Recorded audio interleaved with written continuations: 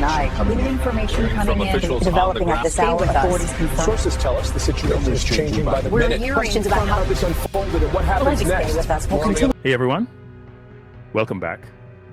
Let me ask you something. Have you ever felt like you were watching a movie where the plot changes so fast, you forget how it even started? That's exactly what's happening right now. We are living through a masterclass in media redirection. In the last 14 days, what many people believed would be one of the biggest stories of the decade, the full release of the Epstein files, has effectively vanished from the headlines. So ask yourself this: was it a coincidence? Or was it buried beneath the smoke of a military intervention in South America and a sudden territorial standoff in the Arctic?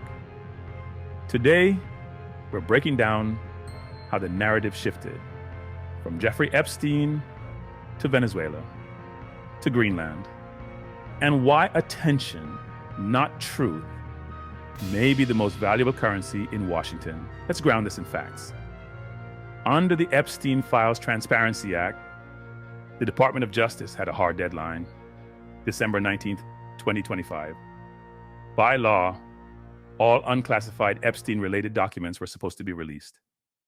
We are now in mid-January, 2026, and the numbers are staggering. Out of roughly 2 million documents, just over 12,000 have been released. That's well under 1%. Members of Congress from both parties have publicly questioned why that deadline was missed. The DOJ says they need more time to protect victims and third parties. And let me be clear, protecting victims is non-negotiable. That's not the issue. The issue is whether the process itself has become a mechanism for delay. Because while the public waited for transparency, the story didn't stall, it was overtaken. On January 3rd, just as frustration over the Epstein delay was peaking, the narrative changed. Overnight, US forces captured Nicolas Maduro in Caracas. Suddenly, we weren't talking about redacted PDFs anymore. We were talking about regime change, military action, oil. Trump didn't just respond to events, he dominated the messaging. A domestic legal liability was replaced by a global spectacle. And Republicans wanted him, and nobody had what it takes to get him, or didn't want to get him. I don't know, something happened, but he killed a lot of people. He sent a lot of bad people into our country. He emptied his prisons into the United States. He emptied his mental institutions and insane asylums into the United States, and did a lot of very bad things, but he was a big drug pusher. You see that because all the boats that we shot down, they came out of Venezuela. A lot of drugs. There's a lot of boats and a lot of drugs. There are very few boats operating right now. But pause for a moment and look at what's missing. There is no clear plan for Venezuela after Maduro. No roadmap, no timeline, no institutional strategy, which raises a simple question. Was this about Venezuela's future or about changing the subject in Washington? Here's where this gets even more revealing. Reports indicate Trump's own aides and Republican allies are unsettled. With midterm elections approaching, they want the focus on inflation, healthcare, affordability. The issues voters say matter most. But Trump hasn't pivoted. He doubled down, and that tells us something critical. The party needs Congress. Trump needs narrative control. And when those interests collide, Trump chooses himself. And just in case Venezuela wasn't enough, Greenland entered the picture. Greenland, sir, the premier of Greenland said today, we prefer to stay with Denmark. Do you see that as the Who final said word? that? The premier of Greenland. Well, that's their problem. That's their problem. I disagree with him. I don't know who he is. Don't know anything about him. But that's going to be a big problem for him. This isn't a recycled joke anymore. Trump escalated his rhetoric, suggesting the United States could pursue acquisition the hard way if necessary, by framing Greenland as a national security emergency, the administration forced the media to follow. This is fire hose politics, flooding the cycle with so much urgency that nothing else can breathe. And just when it feels like the narrative might finally settle, another story begins to form. This time, Iran. Across the country, large anti-government protests are unfolding. Economic pressure, political repression, a government under strain, and once again, Trump inserts himself into the moment. So, Mr. President, on Iran, do you have a message for the leaders currently of Iran?